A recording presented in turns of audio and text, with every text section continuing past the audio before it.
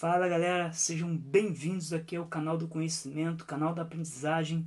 Hoje nós vamos falar sobre a periodização da história romana. Mas antes de eu começar de fato a minha aula, eu quero que você dê um like aí, curte, faça o seu comentário, seja ele positivo ou negativo. A gente quer que você comente para que nós possamos, a partir do seu comentário, estar melhorando a qualidade das aulas.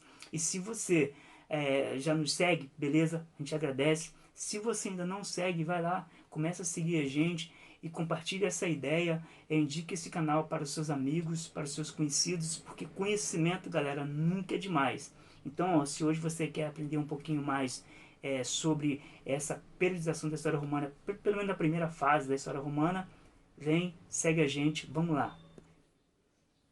Bom, o nosso tema, como eu já falei, é a periodização da história romana. Então ela foi dividida em três grandes fases: a monarquia, a república e o império. Para essa aula de hoje, nós vamos falar apenas da monarquia. É a primeira fase, é a fase mais curta. Ela começa em 753, vai até 509 a.C., então 144 anos de história. Se nós formos fazer uma conta, nós estamos em 2020, né? Então, somando com 753, 2.793 anos atrás, começa a história da civilização romana, nascendo a partir da cidade de Roma. Roma é hoje a capital da Itália. A Itália é uma península, né? A chamada Península Itálica. Por que é uma península? A península é uma extensão de terra cercado de água por três lados. É quase uma ilha, mas não é uma ilha por conta desse detalhe. Então Roma ela é tida como um museu a céu aberto. O tamanho número de obras de arte que existe, porque Roma sempre teve essa relação com a arte, tanto dos gregos, depois no Renascimento, que vocês verão bem depois, não agora. Então ela tem essa relação, tem essa característica. Mas a nossa história começa exatamente em 753, quando Roma ela é fundada. E eu estou falando que ela é fundada porque existe uma informação histórica, que é essa pela qual eu vou caminhar, e também existe a informação lendária. Existe uma lenda em torno da fundação de Roma. Eu não vou entrar nesse mérito agora, eu vou focar apenas nessa parte histórica.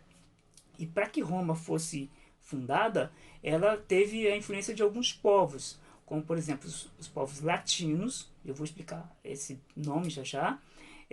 Também os samitas, teve os gregos e teve os etruscos.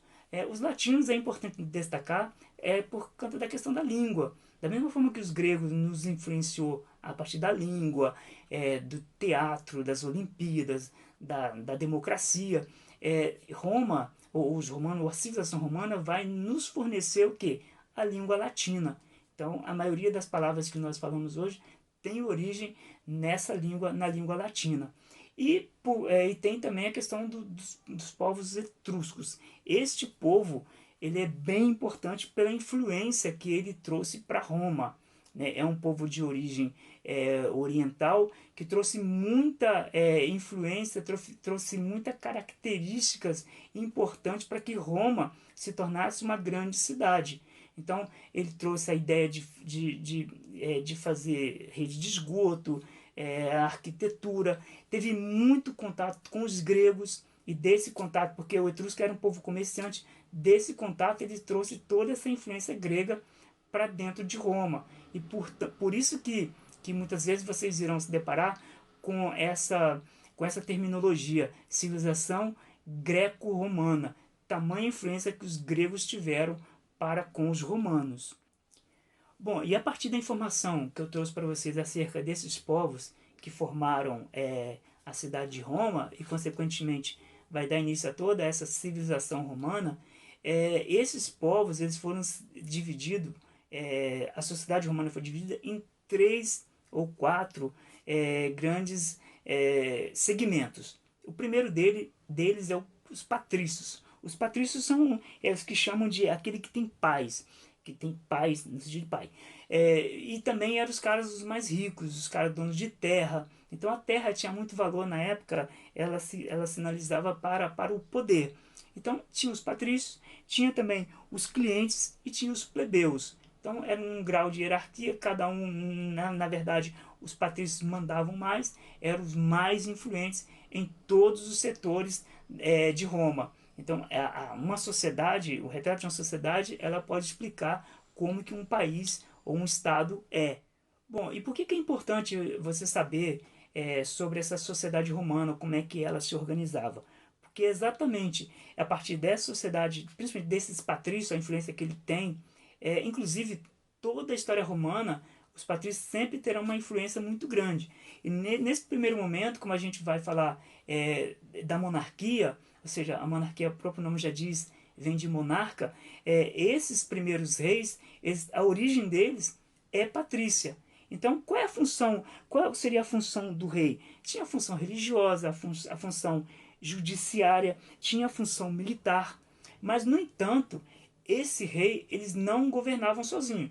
De acordo com a história, foram 7 reis que existiram nesses 144 anos. Mas eles não governavam sozinhos.